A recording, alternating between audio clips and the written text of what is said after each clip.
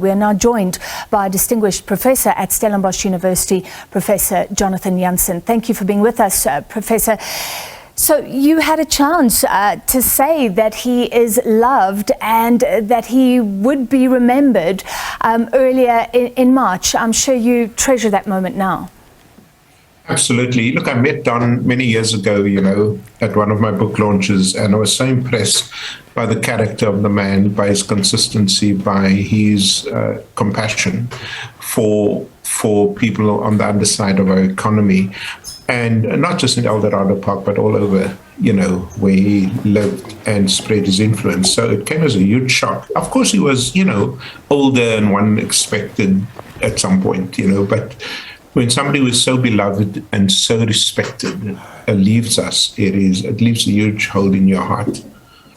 You said that you wanted to thank him for showing us how to live our lives.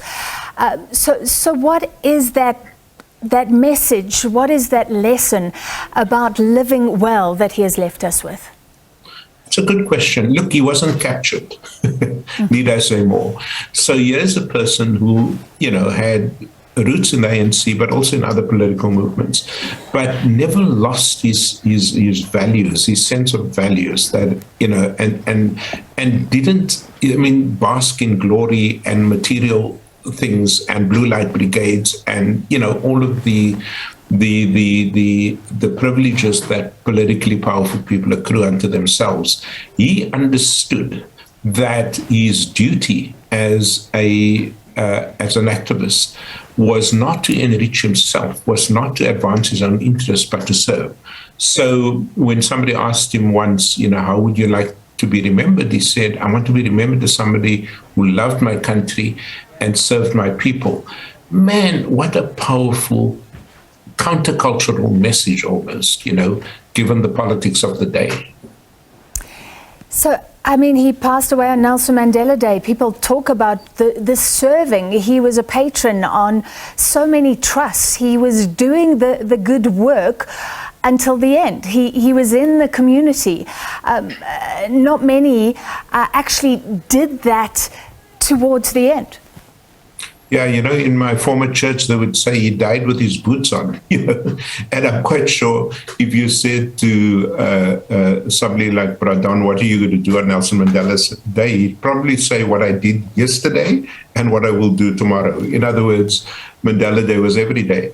And that is indeed the story of his life, even into his 80s, He served fervently wherever he had influence with what he was blessed. He could serve and influence others for the good. And what an amazing story from a guy who was a gangster at one stage in his life, becomes somebody who blesses all of us, with a life turned around. His story is a South African story. It's a story of recovery. It's a story of redemption. And it's a story that inspires us with all the stuff going on around us at the moment. He inspires me, certainly, to want to keep on keeping on. Well, at that lecture, you spoke about xenophobia. How has his work, his thinking, influenced the way you think about South African problems at the moment? Many would say a lot of redemption is needed still in a lot of areas. Yeah, and I gave that lecture at a time when our brothers and sisters, were being set alight, we've been killed in our streets from Diepkloof to the Dorings, and Don's life. If you look at his poems, for example, on Zimbabwe, and Zimbabweans, if you look at the way in which his politics was borderless, in which his love didn't come on condition that you were, for example, a citizen, etc.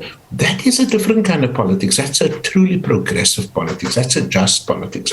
And so I raised the issue of xenophobia in the context of that lecture because his life was contradicted that narrow thinking, that respected colonial borders and treated people as insiders or outsiders and so on. His entire life. Remember, he also shifts in his life, from Christian to Muslim, from ANC to, there's BC, there's a broader politics. And so his whole life is a series of transformations that becomes more inclusive, more progressive, and more determined to make sure that everybody has a place in the sun. I wish every one of our politicians had just a little bit of that spirit of Don Mattera. Finally, I mean, his background was cross-cultural. He had the Italian and the local, and he spoke about the melting pot that was Sophiatown. Is that something to cling to now as we often feel a little bit siloed in South African society? Yeah, I used to watch him, and, very few South Africans could do what he did, which was because of his background, Italian father, as you said, African mother, and so on. He could move seamlessly, between black and white and all the shades in between. He could move seamlessly between one political ideology and another. He could move seamlessly between South African, stroke African, because he was a Pan-Africanist at the end of the day. Very few people can do that in a way that is so seamless, so natural, so, it's who he is. And so you're quite right. The way in which he was formed, the way in which, he came to be a South African stroke, African stroke, a global citizen, didn't allow for these apartheid boxes, into which many of us fit. And that is an example I would desperately try to emulate. All right, thank you very much, Professor.